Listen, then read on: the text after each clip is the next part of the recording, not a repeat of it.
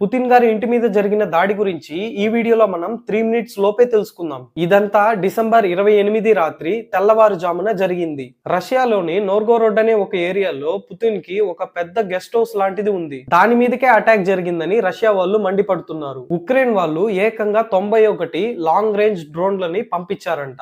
అలా గాలిలో ఎగురుకుంటూ పుతిన్ గారి ఇంటి వైపు వెళ్తూ ఉంటే రష్యా ఆర్మీ వాళ్ళు ఏం చెప్తున్నారంటే అవన్నిటినీ కూల్చేశామని చెప్తున్నారు. రష్యా ప్రకారం ఎవరికీ దెబ్బ తగలేదు, ఆస్తి నష్టం కూడా ఏమీ జరగలేదని, ఇది కన్ఫర్మ్ గా టెర్రరిస్ట్ అటాకే, పుతిన్ ని చంపడానికి ఒక మాస్టర్ ప్లాన్ అని అంటున్నారు. రష్యా రక్షణ శాఖ ఒక వీడియోని కూడా రిలీజ్ చేసింది. అందులో ఒక డ్రోన్ ముక్కలు మంచులో పడి ఉన్నాయి. అది ఉక్రెయిన్ కి చెందిన చాక్లోన్ వి అనే డ్రోన్ అని వాళ్ళు ఫిక్స్ అయిపోయారు. ఇది కాకుండా అమెరికా అధ్యక్షుడు ట్రంప్ నుంచి పుతిన్ కి ఫోన్ కాల్ కూడా వచ్చింది. ట్రంప్ వచ్చేసి పుతిన్ గారిని ఇదేంటయ్యా, ఇది శాంతి చర్చలు 95% అయిపోయాయి అనుకుంటే ఇప్పుడు ఇలాంటి పనులేంటి అని ఉక్రెయిన్ మీద అరిచాడంట. ఉక్రెయిన్ ప్రెసిడెంట్ ఏమో అదంతా గాలి వార్త అని అంటున్నాడు. అది మా మీద బాంబులు వేసేదానికని రష్యా ఆడుతున్న డ్రామా అని అంటున్నాడు. శాంతి చర్చల నుంచి తప్పుకోవడానికి రష్యానే ఇలాంటి ప్లాన్ వేసిందని ఆయన ఆలోపన. ఇవన్నీ పక్కన పెడితే మన ప్రధాని అయిన మోడీ గారు కూడా దీని మీద వాయిస్ రైస్ చేశారు. ఇలాంటి గొడవలు ఆపి శాంతి చర్చల మీద దృష్టి పెట్టండి అని రెండు దేశాలకి కలిపి చెప్పారు. చివరికి అక్కడ ఏమైందంటే ఇప్పటికి కూడా అక్కడ రచ్చరచ్చగా జరుగుతుంది.